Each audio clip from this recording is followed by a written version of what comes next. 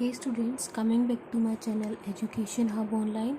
So today we are going to do class 8th ICSE physics. So this is your physics book. So we are going to do chapter number 1 matter. तो अब हम start करते हैं matter. Okay. Matter all know what is in matter. अब हम पढ़ेंगे matter क्या होता है. In early classes you have studied it. Everything that has mass and occupied space is known as matter. तो ये लाइन बहुत ज़्यादा इंपॉर्टेंट है कि मैटर किसे कहते हैं. आपने पहली वाली क्लास में पढ़ा होगा कि कोई भी चीज़, हर एक चीज़ हमारी अर्थ पे जिसके पास एक मास होता है, लाइक वेट होता है, और जो जगह ऑक्यूपाई करता है उसको हम मैटर कहते हैं.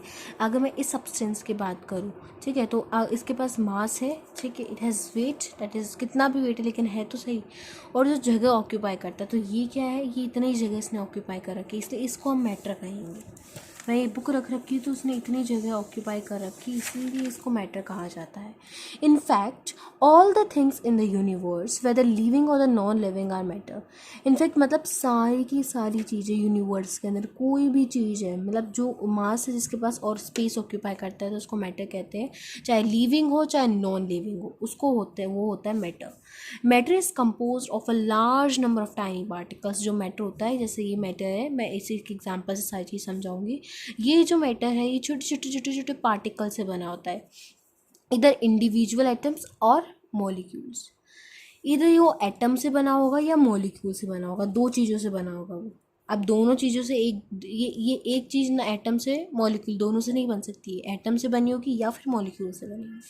तो हम कह सकते हैं जो मैटर होता है वो बहुत सारे पार्टिकल से बना होता है, छोटे छोटे छोटे होते हैं. A molecule can exist in a free state and exhibit all the properties of a substance. Means जो एक मॉलिक्यूल की बात की जाए तो वो एक फ्री स्टेट में, ठीक है, इन द फ्री स्टेट उसके मतलब वो जो एग्जिट हो सकता है फ्री स्टेट के अंदर, मतलब वो किसी के ऊपर, मतलब वो किसी सॉलिड स्टेट में भी नहीं होगा. फ्री स्टेट मीन्स खुला खुला होगा, ठीक है. और इस सब्सटेंस के पास जो भी मॉलिक्यूल जो है हमारे पास, इस सब्सटेंस के पास सारी की सारी प्रॉपर्टीज़ वो किसी भी सब्सटेंस की वो कंटेन करके रखेगा. That is exhibit all the properties of substance की. फॉर एग्जांपल इसकी जो सारी प्रॉपर्टीज़ है वो एक मॉलिक्यूल कंसिस्ट करके रखेगा, और वो फ्री स्टेट में एग्जिट हो सकता है. तो देखो आइस है, it is in solid state, water liquid state, steam जो होता है वो गैस स्टेट में होता है. The movement and arrangement of the molecules in a substance can be explained by the kinetic theory of matter. जो movement होता है और जो मॉलिक्यूल्स अरेंज होता है किसी सब्सटेंस के अंदर, उसको एक काइनेटिक थ्योरी ऑफ मैटर के थ्रू एक्सप्लेन किया गया है. तो काइनेटिक थ्योरी ऑफ मैटर क्या होता है वो पढ़ेंगे अब हम. तो the main postulates of the kinetic theory of matter are given here. Main postulates are given here, means main points we can say. Okay, first matter is made up of a large number of particles. means ये आपको already बता गया कि जो matter है बहुत बड़े छोटे छोटे, मीन्स बहुत सारे पार्टिकल से बना होता है, ईदर एटम्स और molecules. This you understand. The particles are in a continuous and random motion and they possesses kinetic energy due to this motion. और जो particles होते हैं वो continuous means लगातार मोशन के अंदर होते हैं और random मोशन के अंदर होते हैं. और मतलब सब्सटेंस के अंदर जो एटम्स हैं या फिर ये मॉलिक्यूल से बना है वो जो मैटर के अंदर है वो कंटिन्यू है एक एनर्जी, और ये जो है ये काइनेटिक एनर्जी पोजेस करते हैं, ठीक है. अब काइनेटिक एनर्जी उनके मोशन के कारण इनके पास काइनेटिक एनर्जी होती है. The kinetic energy of the particles increase और इंक्रीजिंग टेम्परेचर एंड वाइस वर्सा.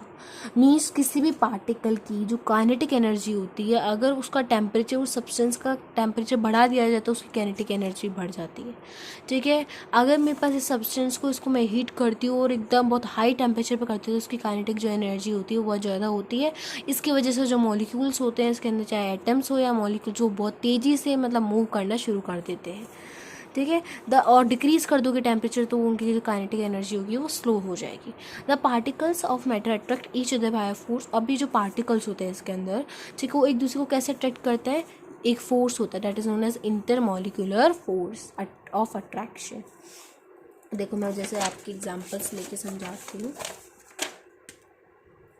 अगर मेरे पास और एक ये बीकर है मेरे पास, इसके अंदर मैंने कोई एक सब्सटेंस रख दिया, ठीक है. अब मैंने इसको कर दिया हीट. और जब मैंने इसको हीट किया तो उसके अंदर जो पार्टिकल्स हैं वो एकदम मतलब रैंडम मोशन था। मतलब जब मैंने इनको हीट नहीं किया था तो वो इसके अंदर जो पार्टिकल्स थे, मीन्स ये बीकर है मेरे पास, इसके अंदर मैंने एक पार्टिकल, ये मैंने डब्बा रख दिया, ठीक है, कोई डब्बा है मेरे पास, बॉक्स, ठीक है, इसको तो मिटा देते क्योंकि यहाँ पार्टिकल्स बनाने वाले हैं। अब यहाँ के वो क्या थे, रैंडम मोशन के अंदर थे। तो जैसे मैंने हीट किया, ठीक है, तो क्या होता है, जैसे इसको हीट किया, हीट करने से इसके जो मॉलिक्यूल्स होते हैं इनको मतलब अगर मैंने इसको हाई टेम्परेचर पे किया तो हाई टेम्परेचर पे क्या हो गई, जो मॉलिक्यूल्स पहले जब मैंने इसको हीट नहीं किया तो इसके जो मॉलिक्यूल्स है वो रैंडम मोशन पे थे, कंटिन्यूस स्लो मोशन था इनका। और जैसे मैं इसको हाई टेम्परेचर पे हीट किया देन क्या होगा, इनकी जो स्पीड होगी तेज मतलब बहुत फास्ट मूव होना शुरू हो जाएंगी। ये एक जगह से यहाँ आ जाएगा, ये यहाँ से यहाँ आ जाएगा, मतलब इनका जो मोशन है वो एकदम फास्ट हो जाएगा। इनके पास काइनेटिक एनर्जी जो होती है वो इंक्रीज़ हो जाती है। और ऐसे ही मैं अगर इनका टेम्परेचर लो कर दूँ, ठीक है, अगर मैं हाई से लो कर दूँ तो इनकी जो काइनेटिक एनर्जी हो जाएगी वो डिक्रीज़ हो जाएगी। अगर मैंने टेम्परेचर पे हाई किया तो इनकी जो काइनेटिक एनर्जी हो जाएगी वो इंक्रीज़ हो जाएगी। ये चीज़ आपको ध्यान में रखनी है। ये चीज़ के अंदर तो अभी इतना सही है, ठीक है। तो ये आपको इंटरमॉलिकुलर फोर्स था। नेक्स्ट है there is some space means gap between the particles of matter. Means जो कोई भी मैटर है, मेरे पास ये बुक है, ये मैटर है, अब इसके अंदर जो पार्टिकल्स है, इन पार्टिकल्स के बीच में कुछ जगह होती है, इसको बोलते हैं intermolecular space. If the intermolecular space between the particles decreases then the intermolecular force increases. बहुत ईजी है ये लाइन कि मतलब ये ऐसे कहता है कि अगर मेरे पास कोई substance like it is a box, ठीक है, तो इसके अंदर जो पार्टिकल्स हैं मैं वो ऐसे बना देती है, ठीक है। अब वो ऐसे बोलता है अगर इन पार्टिकल्स की जो स्पेस होती है वो डिक्रीज़ की करी जाए, इसमें देखो इसमें गैप देख लिया आपने। दूसरा यही बना देती हूँ मैं, इनके मॉलिक्यूल्स को इतना पास में कर देती हूँ, मतलब इनकी जो जगह है वो मैं थोड़ी कम कर देती हूँ। मैंने जगह कम कर दी तो क्या हुआ, इधर क्या हुआ कि इनकी जगह कम होने से क्या हुआ, इनकी जो अट्रैक्शन है, यहाँ पे अट्रैक्शन ज़्यादा हो रहा है कि नहीं, जितना गैप होगा उनके अंदर उतना ही फोर्स ऑफ अट्रैक्शन कम होगा। जितने ये पास में रहेंगे, मतलब अगर आप इन मॉलिक्यूल्स की एटम्स की स्पेस कम कर देते हैं तो इनका इंटरमॉलिकुलर जो फोर्स होता है वो क्या हो जाता है, बढ़ जाता है। अगर इंटरमॉलिकुलर स्पेस को अगर हम कम कर दें तो इंटरमॉलिकुलर फोर्स बढ़ जाता है। ये चीज़ आपको याद रखनी है, ठीक है। ये बहुत कॉमन चीज़ है। उसके बाद अब हम एक एक करके पढ़ते हैं। स्टेट ऑफ मैटर हम ऑलरेडी जानते हैं, there are 3 state of matter, solid, liquid, gas. Okay, solids are rigid, solids are rigid means rigid यानी मीन्स एकदम पक्के मजबूत, ठीक है। दे हैव इनके पास डेफिनेट शेप भी होता है, डेफिनेट वॉल्यूम भी होता है। लिक्विड्स के पास क्या होती है, डेफिनेट वॉल्यूम होती है, do not have definite shape but not definite shape. Gases are neither, gases के पास ना ही तो डेफिनेट शेप होती है ना ही डेफिनेट वॉल्यूम होती है। ये चीज़ आपको याद रखनी है कि जो सॉलिड्स होते हैं they have definite shape and definite volume, liquids have definite volume but not definite shape, the gases neither have definite shape not definite volume ना इंटरमॉलिकुलर। अब सॉरी, उसके बाद आता है the factors is decide the 3 state of matter. मतलब जो factors जो मतलब ये जो 3 स्टेट्स होते हैं किसी भी मैटर के, जो डिसाइड करते हैं चाहे वो सब्सटेंस सॉलिड हो, लिक्विड हो या गैस हो, तो ये दो मतलब 3 है। Intermolecular space the gap between the molecules of matter means ये मैटर अगर इनके मॉलिक्यूल्स के बीच में जो जगह होती है उसको इंटरमॉलिकुलर स्पेस कहा जाता है। सॉलिड्स के अंदर जो इंटरमॉलिकुलर स्पेस होगा वो बहुत कम होगा। क्यों? क्योंकि सॉलिड के अंदर जो एटम्स होते एकदम पास में पैक होते हैं, मतलब वेरी टाइटली पैक्ड होते हैं, तो उनके अंदर जो स्पेस होगा ऑब्वियसली वो भी क्या होगा, कम होगा। और जो लिक्विड्स होता है उनके पास मतलब सॉलिड से ज़्यादा होता है, और गैसेस में तो बहुत ही ज़्यादा होता है, खुले खुले होते हैं ना। वो इंटरमॉलिकुलर फोर्स जो होता है वो मतलब पार्टिकल्स ऑफ मैटर नहीं, तो फोर्स ऑफ अट्रैक्शन मतलब किसी भी मैटर के जो पार्टिकल्स होंगे उनके बीच में जो अट्रैक्शन होता है फोर्स का, उसी को इंटरमॉलिकुलर फोर्स कहते हैं। Intermolecular force is maximum solid, solid के अंदर बहुत ज़्यादा होता है इंटरमॉलिकुलर फोर्स, और लिक्विड में मॉडरेट होता है, ना ज़्यादा कम ना ज़्यादा, और सबसे कम होता है फोर्स गैसेस के अंदर, क्योंकि बहुत ज़्यादा खुले खुले होते हैं, they are not tightly packed, इसीलिए। Intermolecular forces are basically of 2 type, ठीक है। जो इंटरमॉलिकुलर फोर्स होते हैं वो 2 टाइप्स के होते हैं, force of cohesion and force of adhesion, ठीक है। कोहेशन एंड एडिशन आपको चीज़ याद रखनी है, ये दो फोर्सेस होते हैं, इंटरमोलिकुलर फोर्स, ठीक है। The force of attraction between the molecule of the same substance, ठीक है।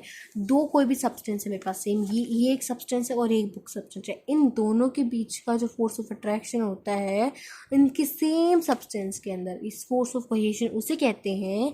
कोई भी दो सब्सटेंस के अंदर उनके जो मॉलिक्यूल्स का जो अट्रैक्शन होता है फोर्स, ठीक है, उसको करते हैं फोर्स ऑफ कोहेशन, ठीक है। Cohesion keeps the molecule of a substance bond together, ठीक है। जो कोहेशन फोर्स ऑफ कोहेशन होता है वो मॉलिक्यूल्स को, मतलब जो मॉलिक्यूल्स होते हैं किसी भी सब्सटेंस के, उनके मॉलिक्यूल्स को चिपका के रखता है, बॉन्ड में रखता है। The force of attraction between the molecule of the different substance, ठीक है।